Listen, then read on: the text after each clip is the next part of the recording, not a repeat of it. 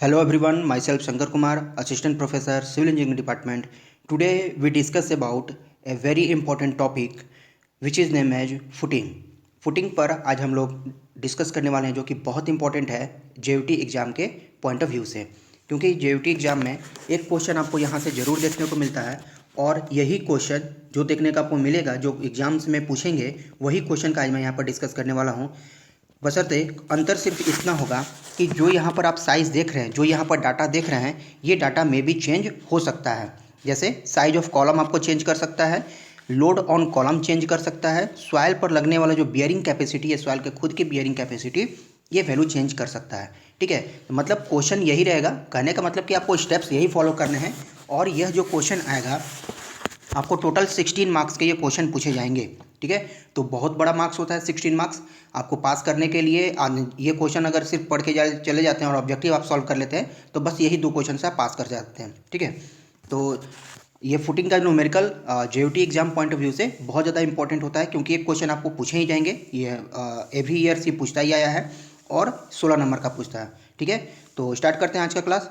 अगर आप चैनल पर नए हैं तो चैनल को जरूर सब्सक्राइब करें और वीडियो अच्छी लगे तो लाइक और शेयर जरूर करें इसको। ठीक है, तो चलिए स्टार्ट करते हैं आज का क्लास। देखिए पूछा हुआ है क्वेश्चन में कि एक आरसीसी फुटिंग आपको डिजाइन करना है जिसका कॉलम साइज है 600 इंटू 600 का और इस पर लोड आ रहा है 1000 किलो न्यूटन का। सॉइल का एसबीसी दिया हुआ 100 और M25 Fe 415 का यूज करके आपको एक फुटिंग का डिजाइन करना है। देखिए फुटिंग का डिजाइन करने के लिए आपको अगर समझ में आ रही है बातें तब तो कोई प्रॉब्लम नहीं है। अगर समझ में नहीं आ रहा है कि कैसे फुटिंग का हम डिजाइन करें, आप सिर्फ 6 स्टेप, मैं इस क्वेश्चन को 6 स्टेप में सॉल्व करने वाला हूँ। 6 स्टेप में टोटल आपका क्वेश्चन ये सॉल्व होने वाला है। ठीक है, तो ध्यान से देखते जाइए और 2 से 3 बार इस क्वेश्चन को प्रैक्टिस कर लीजिए। आपका 16 मार्क्स लाने से कोई नहीं रोक सकता। ठीक है, तो देखिए सबसे पहले करेंगे क्या, गिवन डेटा आप लिख लीजिए जो जो आपको गिवन है। इतना कर लेने से 1 से 2 मार्क्स तो आपको यहीं पे मिल जाएंगे। ठीक है, गिवन डेटा जो है आप गिवन डेटा पहले लिख लीजिए कि कॉलम का साइज कितना है।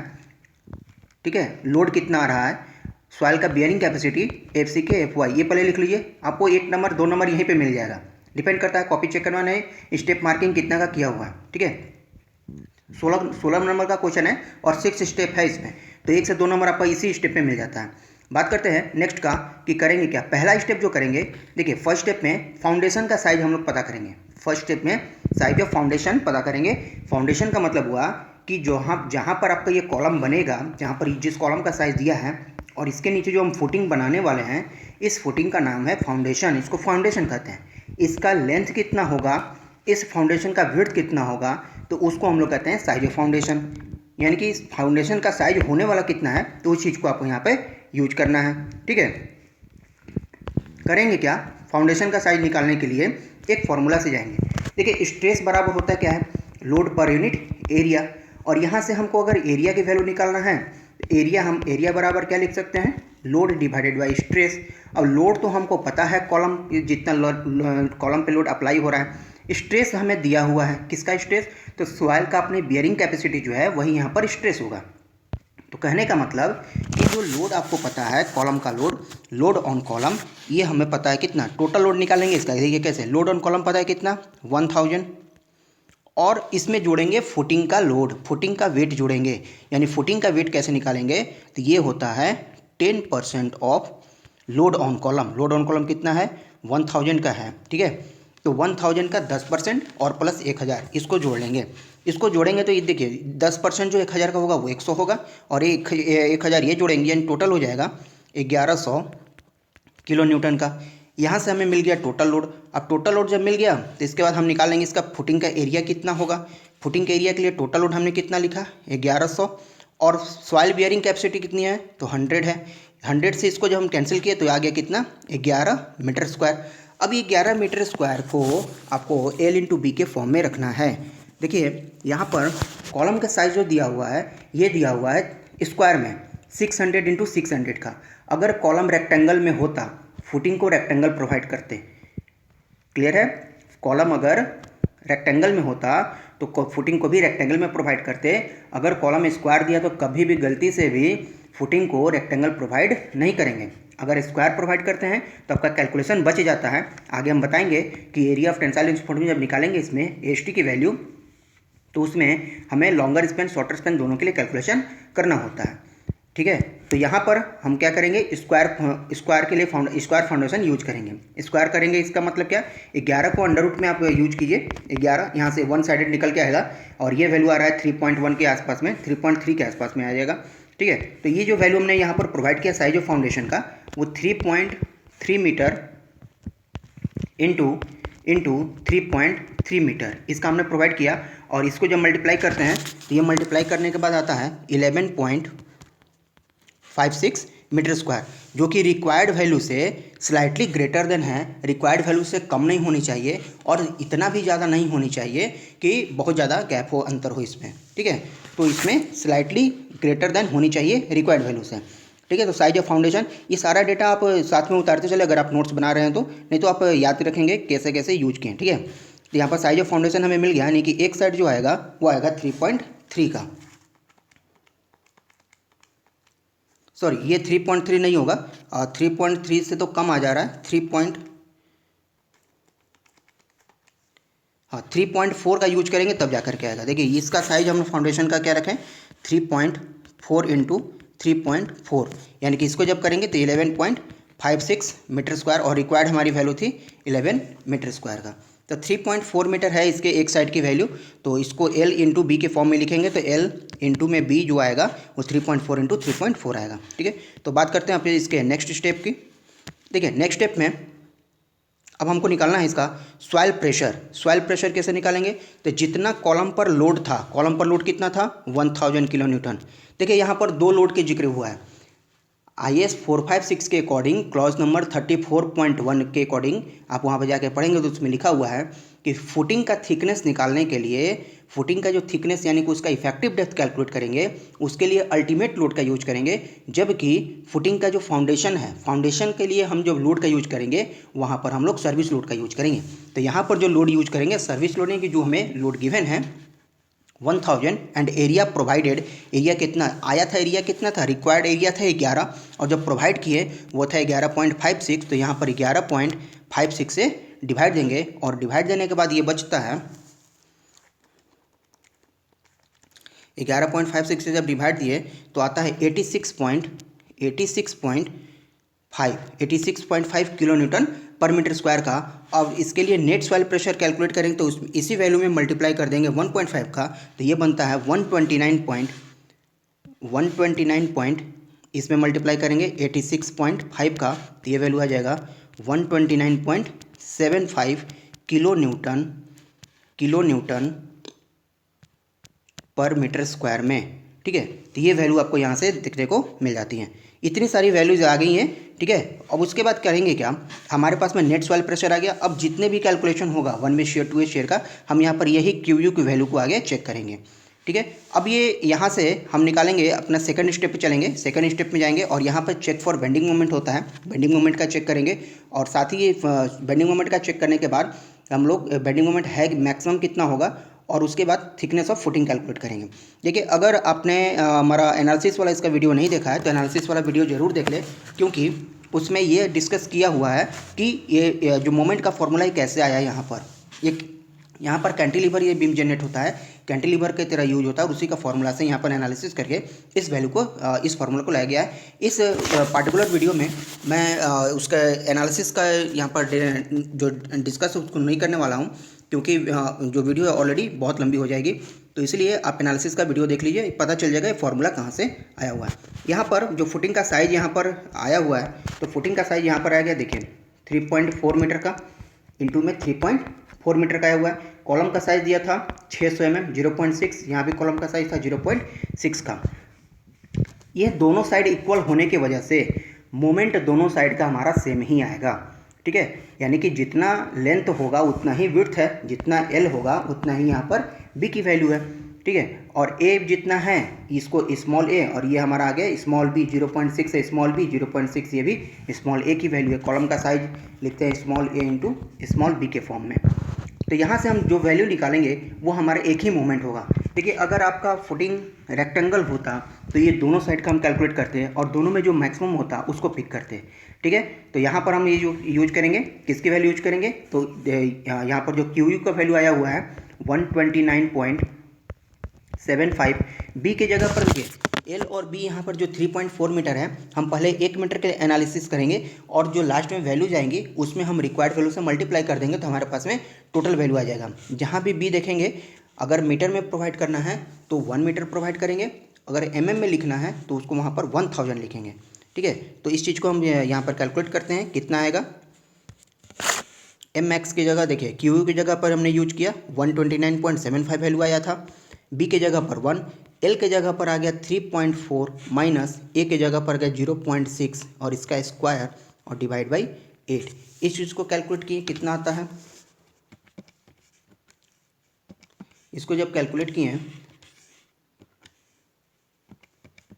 कैलकुलेट करने के बाद हमारे पास मैक्सिमम मोमेंट की वैल्यू आ जाती है 127.15 किलो न्यूटन मीटर। ठीक है, आप हाल में कैलकुलेट करके इसको रीचेक कर सकते हैं, कहीं कोई मिस्टेक तो नहीं हो रहा है।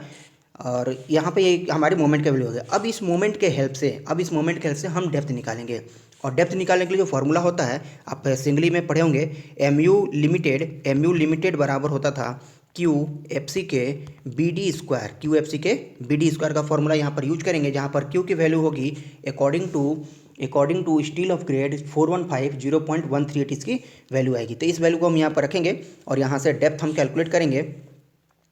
देखिए यहाँ पर मोमेंट की जो वैल्यू आएगी थी आपकी 127 मोमेंट यहाँ पर हम यूज करेंगे 127.15 किलो न्यूटन मीटर में था, इसको चेंज किए हैं न्यूटन एमएम में, तो 10⁶ से मल्टीप्लाई करेंगे। क्यू के जगह पर 0.138, एफ सी के जगह पर 25 दिया था, इंटू बी के जगह पर 1000 से। ठीक है, तो इसको हम मल्टीप्लाई कर देते हैं।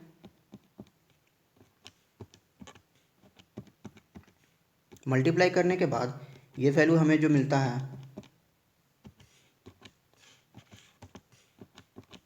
191.98 एमएम में आता है। ये हमारी इफेक्टिव डेप्थ की वैल्यू आई है। ठीक है, लेकिन याद रहे ये वैल्यू हमारा एक्चुअल नहीं है, हमारी क्या है, रिक्वायर्ड है। ये हमको इतना ज़रूरत है, लेकिन क्या ये सही है कि नहीं है, इसके लिए हम 2 चेक लगाएंगे आगे, 1 वे शेयर का चेक, 2 वे शेयर का चेक, दोनों चेक हम लगाएंगे इसके लिए। और ये वहाँ से हम करेक्ट वैल्यू को देखेंगे कि करेक्ट वैल्यू होगी कितनी। तो डी की वैल्यू इतनी आई है इफेक्टिव डेप्थ, तो हम इसको प्रोवाइड करते हैं डी बराबर 500 रख के यहाँ प्रोवाइड करेंगे डी प्रोवाइडेड बराबर 500 mm। माना कि डी हम 500 प्रोवाइड करेंगे, क्योंकि हम भी जानते हैं कि फुटिंग के लिए 200 mm का डेप्थ 191 mm का डेप्थ बहुत ही कम होता है। तो इसके लिए हमने डीपी जो है यानी कि प्रोवाइडेड जो किए वो 500 mm का किए हैं। देखते हैं कि ये वैल्यू हमारा सही है कि नहीं है।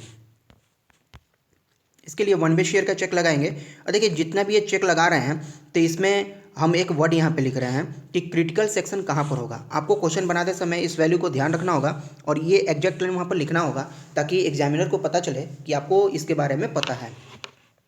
करते क्या है कि जो क्रिटिकल सेक्शन होता है, देखिए वो क्रिटिकल सेक्शन हमने पिछले वाले में नहीं बताया। क्रिटिकल सेक्शन एज्यूम करते हैं जब थिकनेस ऑफ फुटिंग निकालते हैं उसके फेस पर होगा, कॉलम के फेस पर होगा। और 1 वे शेयर के केस में क्रिटिकल सेक्शन जो होगा ये कहाँ पर होगा, कॉलम के फेस से डी डिस्टेंस पर होगा। मतलब 1 वे शेयर जो है इतने ही डिस्टेंस पर ये अप्लाई होगा जो कि कॉलम के फेस से इफेक्टिव डेप्थ जो है डी, ये डी डिस्टेंस पर होगा यहाँ से। तो इस एरिया पर शियर फोर्स लगेगा कितना, उस चीज़ को चेक करने के लिए 1 वे शेयर का चेक करते हैं और ये डिपेंड करता है हमारे इफेक्टिव डेप्थ पर कि ये डी डिस्टेंस होगा कितना। ठीक है, तो अकॉर्डिंग टू IS 456 इस चेक को करने के लिए हमारे पास में ए वैल्यू को सेटिस्फाई होना जरूरी है। Resisting shear force greater than होना चाहिए shear force at critical section, यानी कि जो बीम की अपनी जो फुटिंग की अपनी कैपेसिटी है रेसिस्ट करने की, वो रेसिस्टिंग ग्रेटर होना चाहिए क्रिटिकल सेक्शन पर अप्लाइड शियर फोर्स का। क्रिटिकल सेक्शन कहाँ पर होगा, तो देखिए कॉलम के फेस से स्मॉल डी डिस्टेंस पर होगा, यानी कि रेसिस्टिंग शियर फोर्स होगा K इंटू टाउ सी और ये ग्रेटर होना चाहिए टाउ भी से। अब K इंटू टाउ सी क्या है और टाउ भी कैसे कैलकुलेट करेंगे, बात करते हैं इसके हम। देखिए K इंटू टाउ सी का मतलब हो गया K यहाँ पर है डेप्थ फैक्टर, K यहाँ पर है डेप्थ फैक्टर और K की वैल्यू IS 456 में पेज नंबर 72 पे जाकर देखेंगे तो वहाँ पर डेप्थ फैक्टर की वैल्यू दी हुई है कि डेप्थ अगर 300 से ज़्यादा है, इफेक्टिव डेप्थ अगर 300 mm से अगर ग्रेटर देन है तो उसकी वैल्यू को आपको 1 यूज करना है। और जैसे जैसे डेप्थ हम कम करते जाएंगे उस K की वैल्यू भी वहाँ पर कम होते जाती है। 300 या 300 से ज़्यादा होने पर डेप्थ फैक्टर की वैल्यू 1 आ जाती है। और टाउसी की वैल्यू पेज नंबर 73 पर IS 456 में आप जाकर देखेंगे तो M25 के लिए ये वैल्यू दिया होगा 0.29 के आसपास। ठीक है, तो 0.29 होगा जब हम 0.15% स्टील यूज कर रहे होते हैं। तो ये वैल्यू ग्रेटर होनी चाहिए इस वाले वैल्यू से, यानी कि जो QU बराबर लिखा हुआ है QU into L-A/2 -D divide by D का। देखिए ये फॉर्मूला आया कैसे, मैं बार बार रिपीट कर रहा हूँ कि एक बार एनालिसिस वाला वीडियो देख लीजिए, वहाँ से आपको ये क्लियर हो जाएंगे कि ये फॉर्मूला आया कैसे, जनरेट कैसे हुआ। ठीक है, तो इस फॉर्मूले का मैं यहाँ पर यूज करने जा रहा हूँ। देखिए क्यू की वैल्यू हमारे पास में जो आई थी वो आया था 129.75, लेंथ कितना था फाउंडेशन का 3.4 मीटर, ए की वैल्यू था 0.6 एंड डिवाइड बाई 2, और माइनस डी की वैल्यू हमने रखा है 500 तो 0.5। ठीक है, इसको यूज करने के बाद डिवाइड बाई इसको डी से हम ऊपर हमने न्यूटन में रखा है। ठीक है, तो यहाँ पर नीचे हम रखेंगे mm में, न्यूटन पर mm स्क्वायर में इसकी वैल्यू आनी चाहिए। और इस वैल्यू को जब कैलकुलेट करते हैं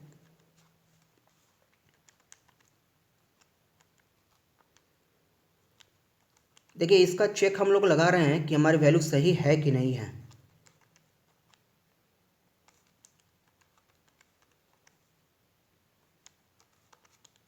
जब इसको चेक किए तो ये वैल्यू आ रहा है 0.23। ठीक है, यानी कि ये वैल्यू आ रहा है 0.23 और हमारी रिक्वायर्ड वैल्यू कितनी है 0.29 का। मतलब कि पहला हमने ट्रायल लिया 500 mm का डेप्थ रख के और वैसी ट्रायल में हम क्या हो गए, सक्सेस हो गए। तो कोई दिक्कत नहीं है, आप क्या कीजिए कि 200 mm का आपका जो रिक्वायर्ड वैल्यू आया है तो आप पहले 200 के बाद 300 रख के देख लीजिए क्या ये इस इक्वेशन को सेटिस्फाई कर रहा है कि नहीं। फिर 300 के बाद 400 500 ऐसे रखें, या फिर डायरेक्ट भी रख सकते हैं आप, रफ में कैलकुलेट कर लीजिए कि किस डी के कौन से वैल्यू पर ये सेटिस्फाई हो रहा है। अगर डी बराबर 191 पॉइंट समथिंग जो आ रहा था वैल्यू, वो डायरेक्ट अगर यहाँ पे रखेंगे तो ये वैल्यू सेटिस्फाई नहीं होगा, गारंटी देता हूँ, क्योंकि ये वैल्यू वहाँ पर सेटिस्फाई नहीं करेगा। यानी कि डेप्थ हमें ज़्यादा की रिक्वायर्ड होती है, फुटिंग में डेप्थ थोड़ा सा ज़्यादा ही होता है। तो कभी भी पहला ट्रायल आप यूज करें तो 400 mm से कम का पहला ट्रायल आप यूज नहीं करें। ठीक है, नहीं तो आपका नंबर ऑफ कैलकुलेशन और बढ़ते जाएंगे। ठीक है, तो ये हो गया आपका स्टेप नंबर 3। स्टेप नंबर 4 पे आते हैं, चेक फॉर 2A शेयर का। 2A शेयर में चेक जो करेंगे वो कहाँ पे करेंगे, तो ये जो क्रिटिकल सेक्शन होता है इसमें ये कॉलम के फेस से D/2 डिस्टेंस पर होता है। देखिए ये जो कॉलम का फेस है यही कॉलम है ना, ये हमारा कॉलम है। कॉलम के फेस से ये जो डिस्टेंस है ये हमारे पास में D/2 डिस्टेंस हो जाएगा, यहाँ भी D/2 डिस्टेंस हो जाएगा। ठीक है, ये भी D/2 डिस्टेंस है। तो बताइए यहाँ से इसकी डिस्टेंस टोटल कितनी हो जाएगी। कॉलम के फेस का यहाँ का जो डिस्टेंस था स्मॉल a था, तो इसको हम लिख सकते हैं a प्लस D/2 और D/2 मिलके हो गया d। तो यहाँ से ये डिस्टेंस हमारे पास में आ गया a प्लस d। सिमिलरली इसके पास में इसकी जो वैल्यू आएगी, यहाँ से कॉलम के इस साइड का वैल्यू कितना था b था, और ये हमारा डिस्टेंस हो जाएगा स्मॉल D/2 और ये भी डिस्टेंस हो जाएगा स्मॉल D/2। तो इसको हम लिख सकते हैं क्या b प्लस डी। यानी कि अगर पूछा जाए कि पंच्ड एरिया, 2A शेयर को पंचिंग शेयर फोर्स भी कहा जाता है, और यहाँ से पंचिंग एरिया भी पूछा जाता है कि पंचिंग एरिया इसका कितना होगा, तो पंचिंग एरिया को हम कैलकुलेट कर सकते हैं a प्लस डी इंटू में b प्लस डी लिख करके। अगर पूछेंगे कि आप बताइए कि पंचिंग एरिया कितना होगा, तो पंचिंग एरिया को आप कह सकते हैं कि it is the multiplied of a plus D into D plus D B plus D का। ठीक है, तो यहाँ से हम क्रिटिकल सेक्शन कहाँ पे देखते हैं, critical section is considered at A distance of D/2 from the face of column. Face of column से D/2 डिस्टेंस पर इसके क्रिटिकल सेक्शन देखने को मिलते हैं। यहाँ भी हम क्या करेंगे, एक फॉर्मूला यूज करेंगे। For this resisting shear force should be greater than shear force at critical section. इसके लिए टाउ परमिसिबल ग्रेटर होना चाहिए टाउ डेवलप के लिए। देखिए इस वीडियो में मैं बहुत ही आसान स्टेप में आपको समझाने का कोशिश किया हूँ। ठीक है, ये 2 फार्मूला आप सिर्फ याद रखिए, 1वे शेयर का 2A शेयर का। ये फार्मूला याद रखने आपका ये क्वेश्चन आपका सॉल्व हो जाएगा। अदरवाइज इस फॉर्मूले का डेरिवेशन देखना है, मैं बार बार रिपीट कर रहा हूँ, एनालिसिस वाला वीडियो देख लीजिए, डिस्क्रिप्शन में लिंक दिया हुआ है, तो वहाँ से आपको फार्मूला कैसे जनरेट हुआ वहाँ से ये पता चल जाएगा। ठीक है, तो यहाँ से ये वैल्यू को आ जाता है केस 0.25 FCK √FCK है, ये ग्रेटर होना चाहिए इस फार्मूला से। अब यहाँ पर केस क्या है, केस भी यहाँ पर फैक्टर है जिसकी वैल्यू कैलकुलेट कर सकते हैं 0.5 प्लस B/A से। देखिए 0.5 और बी और ए क्या है, बी की वैल्यू यहाँ पर दे रखा है 600 और स्मॉल ए का भी वैल्यू दे रखा है 600। इसको कटाएंगे तो 1 आता है, 1 में 0.5 जोड़ेंगे तो आ जाता है 1.5 और यहाँ पर 1। इन दोनों में से जो मिनिमम होता है वही केस की वैल्यू होता है। केस का वैल्यू हो जाएगा कितना, यहाँ पर 1 हो जाएगा। तो इस वैल्यू को यहाँ पर यूटिलाइज करेंगे तो इस वैल्यू कितना हो जाएगा 1 इंटू 0.25 और एफ सी का वैल्यू दिया है 25, इसको कैलकुलेट करेंगे तो 1.25 आ गया। ये 1.25 ग्रेटर होना चाहिए जो हमारे पास में रिक्वायर्ड ये फॉर्मूला है। अब फॉर्मूला को देख लेते हैं, फॉर्मूला में की वैल्यू है तो देखिए फॉर्मूला में लिखा है पी यू का वैल्यू कितना है, जो लोड कॉलम पे आ रहा था, कितना आ रहा था 1000 का वैल्यू आ रहा था, ठीक है। तो इस यहाँ पर अल्टीमेट यूज करेंगे तो 1000 में मल्टीप्लाई करेंगे कितने का, 1.5 का अल्टीमेट हो गया। अब ये किलो न्यूटन पर था, न्यूटन में चेंज करेंगे तो 1000 से और मल्टीप्लाई हो जाएगा, ठीक है। यानी कि हमको इसको लिख सकते हैं पी यू को कैसे, पी यू बराबर लिखेंगे 1000 इंटू 1.5 और किलो न्यूटन में था, न्यूटन में चेंज किए तो 10⁻³ ये आ गया। अब माइनस करेंगे क्यू का वैल्यू था 129.75 और A plus D B plus D इन सबको यहाँ पर मीटर में रखेंगे ऊपर में। तो ए की वैल्यू थी कितनी हमारे पास में 0.6 और बी की वैल्यू थी हमारे पास में 0.5, यानी कि जोड़ के कितना हो गया 1.1। सिमिलरली यहाँ भी बी का भी सेम वैल्यू था तो इसको भी हमने 1.1 लिखा। और जो यहाँ पर इसके डिवाइड में वैल्यू लिखने हैं उसको सब हम एमएम में लिखेंगे। ए प्लस डी कितना हो गया 600 और 500 मिलके 1100 और अगेन प्लस ये भी 1100 का वैल्यू आएगा प्लस।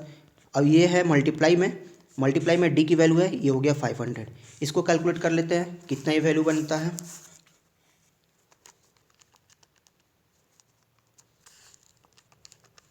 वन 129.75 को मल्टीप्लाई कर देना है। देखिए यहाँ पर ये 129 जो है इसके साथ में 1000 का मल्टीप्लाई भी होगा, इसके साथ में 1000 का मल्टीप्लाई होगा क्योंकि ये किलो न्यूटन में है। तो किलो न्यूटन में है तो इसको न्यूटन में चेंज करते 1000 का यहाँ मल्टीप्लाई करेंगे।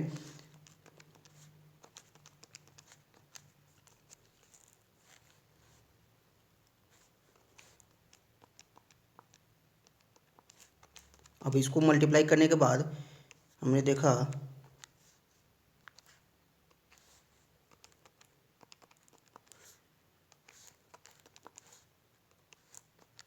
0.61, ठीक है। तो ये वैल्यू आ जाती है 0.61 का 0.61।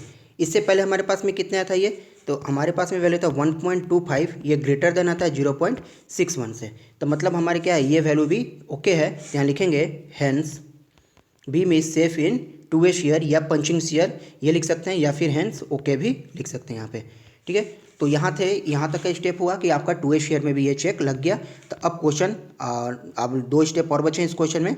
तो पांचवा स्टेप जो है कैलकुलेशन ऑफ रिइंफोर्समेंट।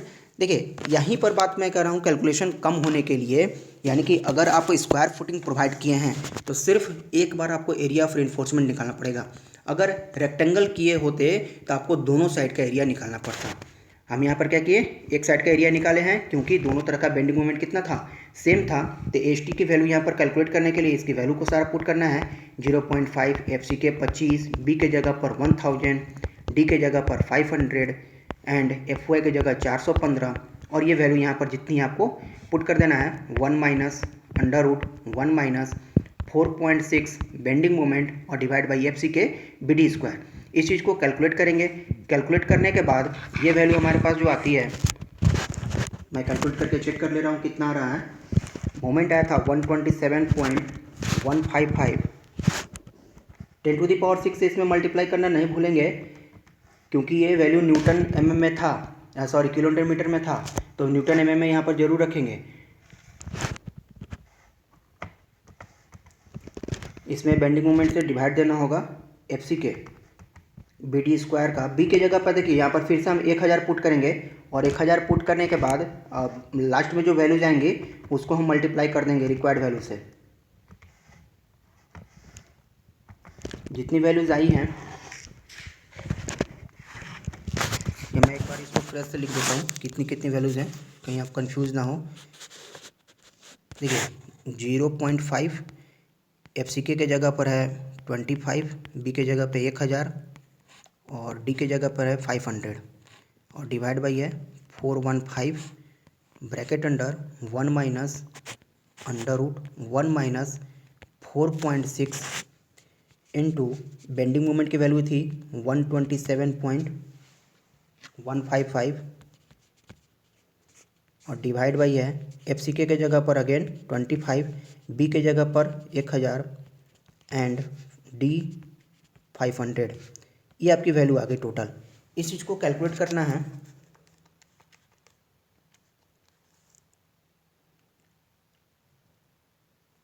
देखिए इस चीज़ को कैलकुलेट करते कितना बनता है, 4.6 को मल्टीप्लाई किए 127।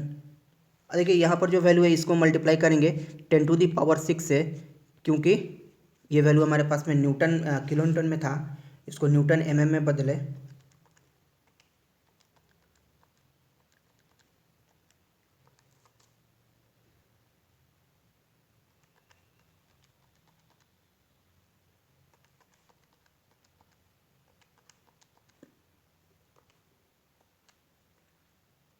आई हुई वैल्यू को 1 में से घटा देना है और जितना आता है फिर उसको अंडर रूट में, अगेन जो भी रिक्वायर्ड वैल्यू है इसको 1 में से माइनस करना होगा। और अब जो रिक्वायर्ड वैल्यू है वो 0.5 इंटू 25 1000 के साथ में मल्टीप्लाई करना होगा 500 से एंड डिवाइड बाई 415। देखिए 721.99 यानी कि इसकी वैल्यू जो आ रही है इस 722 मीटर स्क्वायर में आ रहा है। ठीक है, इसको आप रीचेक कर लेंगे कितना आ रहा है। ये मेरे कैलकुलेशन के अकॉर्डिंग 722 आ रहा है। तो 722 आ गया किसके लिए, 1 मीटर विड्थ के लिए। हमारे पास रिक्वायर्ड विड्थ कितना है 4.4 का, तो इस 722 को मल्टीप्लाई करेंगे अगेन 4.4 से, तब हमारे पास में टोटल विड्थ आ जाएगा। ठीक है, तो 3176.76 आ रहा है वैल्यू, ये आ रहा है 3176.76 mm²। ये हमारी वो वैल्यू है जो कि 4.4 नहीं है, 3.4 से इसको हम लोग करेंगे। 3.4 से 722 जो आया हुआ है मल्टीप्लाई करेंगे 3.4 से। 3.4 से मल्टीप्लाई किए तो आ गया 2454.8 mm² का। ये आपका वैल्यू आ गया रिक्वायर्ड AST।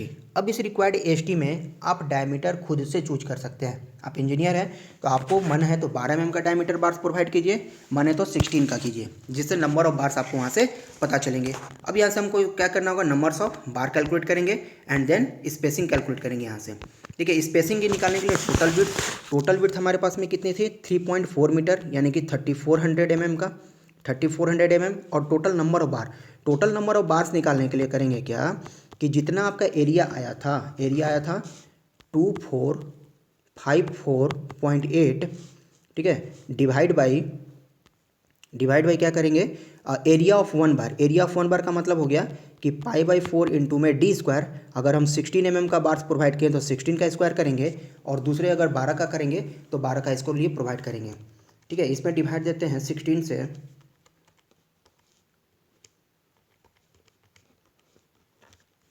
तो 12.21 यानी कि लगभग ये 13 नंबर ऑफ बार आ गए। ठीक है, तो यहाँ पर नंबर ऑफ बार आ गया 13 से इसको मैं डिवाइड कर दिए 3400 में, तो स्पेसिंग जो आ जाएगा, स्पेसिंग आया 261.53 mm का आ गया। यानी 260 mm स्पेसिंग आप क्या करेंगे, प्रोवाइड कर देंगे। ये जो प्रोवाइड रिइंफोर्समेंट होगा, अब इसमें क्या लिखेंगे, लास्ट में एक लाइन हम यहाँ पर ऐड करेंगे, क्या करेंगे, लिखेंगे provide 16 mm dia bars at the rate 260 mm centre to centre spacing. ठीक है, सेंटर टू सेंटर स्पेसिंग में यहाँ पर यूज करेंगे वर्ड, यानी कि, और ये जो रिइंफोर्समेंट होगा, ये this reinforcement provided in both ways यानी बोथ डायरेक्शन, यानी फुटिंग का जो बोथ डायरेक्शन होगा, इसके विड्थ और इसके लेंथ दोनों में ही क्या करेंगे, 13 बार्स इस तरह से और 13 बार्स इस डायरेक्शन से, दोनों में 16 बार्स हम क्या करें, 13 बार्स यहाँ पर प्रोवाइड करेंगे। तो यहाँ पर उसके बाद लास्ट में हम डिटेलिंग कर देंगे। डिटेलिंग में हम दिखाएंगे कि हमारे पास में एक कॉलम है, कॉलम जिसका साइज 600 × 600 का दिया हुआ है, और इसमें ये कॉलम का ये जो रखा हुआ है आपका स्टीरअप टाई जो इसमें लगे हुए हैं। और हमारे पास में इसका जो डिज़ाइन हमने नहीं किया है, हमने डिज़ाइन किसका किया, हमने डिज़ाइन किया है इसके बॉटम वाले का, यानी कि ये जो रिइंफोर्समेंट लगा हुआ है इसका डायमीटर कितना होगा, लिखेंगे इसका डायमीटर कितना होगा, तो 16 mm dia at the rate 260 mm centre to centre spacing, और साथ में ये जो डिस्ट्रीब्यूशंस वाला देख रहे हैं ये भी हमारे दूसरे साइड का है, इसके लिए भी लिखेंगे 16 mm dia at the rate 260 mm centre to centre spacing का। ठीक है, जो स्मॉल डी की वैल्यू आई थी, स्मॉल डी हम लिख लेंगे यहाँ पर 500, ये 500 mm में आया था। और कैपिटल डी निकालने के लिए, देखिए क्या करेंगे, कैपिटल डी होता है, कैपिटल डी देखिए कैसे निकालते हैं। सपोज हमारे पास में कोई बीम है, इस बीम में जो रिइंफोर्समेंट प्रोवाइड करते हैं वो कुछ इस तरह से रिइंफोर्समेंट प्रोवाइड करते हैं, और हमारे पास में जो स्मॉल डी की वैल्यू होती है कहाँ से होती है, इस रिइंफोर्समेंट के सेंटर से यहाँ तक की डिस्टेंस होती है, ये होता है इफेक्टिव डेप्थ का। हमें निकालना है इसका ये टोटल डेप्थ कितना आएगा, इसको कहते हैं कैपिटल डी। तो इस डी को निकालने के लिए, कैपिटल डी निकालने के लिए हम क्या कर सकते हैं, स्मॉल डी में जोड़ेंगे क्या, इस रेनफोर्समेंट का डायमीटर, आधा डायमीटर, ये आधा डायमीटर तो ऊपर में ही यूज है, बचा हुआ आधा डायमीटर, तो इस आधा डायमीटर को लिखेंगे डायमीटर बाई 2, और प्लस इस डायमीटर के जो नीचे वाला पार्ट है बचा हुआ डिस्टेंस, इसको कहते हैं नॉमिनल कवर, इसको कहते हैं नॉमिनल कवर, यहाँ पर यूज करेंगे नॉमिनल कवर, एनसी की वैल्यू। ठीक है, तो यहाँ से जो डी की वैल्यू निकल के आएगी हमारे पास, स्मॉल डी है 500, डायमीटर हम यूज किए हैं 16 का, तो 16/2, और नॉमिनल कवर हम यहाँ पर यूज कर लिए हैं 30 mm के लिए। ये नॉमिनल कवर फुटिंग के लिए कितना होगा, बीम के लिए कितना होगा, ये IS कोड में दिया हुआ है, आप वहाँ से जाके देख लेंगे। 20 से 30 mm इसके लिए प्रोवाइड कीजिएगा। तो इस वैल्यू जो आ गई 530, 538 आ गया यहाँ से कैपिटल डी की वैल्यू। कैपिटल डी में यहाँ पर लिख देंगे 538 mm, यहाँ से ये वैल्यू निकल के आ गई। ठीक है, और इसके बाद इसका टॉप व्यू आप यहाँ बना दीजिए। टॉप व्यू देखिए, टॉप व्यू कुछ ऐसे, देखिए टॉप व्यू और ये इसका जो साइड व्यू है दोनों एक साथ आप डायग्राम इसको बनाएंगे, ताकि देखने में लगे कि इसका डायग्राम बिल्कुल इसके साथ में बना हुआ है। एल की जगह पर यूज करेंगे 3.4 मीटर, बी के जगह भी यूज होगा 3.4 मीटर का, और ये बार्स है, आप यहाँ से बार्स को इस तरह से यूज कर लेंगे। ठीक है, तो उम्मीद है आपको आज का ये लेक्चर समझ में आया होगा, और अगर आप आज कुछ नया सीखे हैं तो हमारे चैनल को जरूर सब्सक्राइब करें, और वीडियो पसंद आए तो लाइक और शेयर जरूर करें। अगर आपको कहीं भी किसी स्टेप में प्रॉब्लम आ रही है तो हमें कमेंट जरूर करें और मैसेज करके बताएं कि आपको प्रॉब्लम है कहाँ पे, पूरी सहायता की जाएगी। ठीक है, तो मिलते हैं नेक्स्ट वीडियो में कुछ नए टॉपिक के साथ में।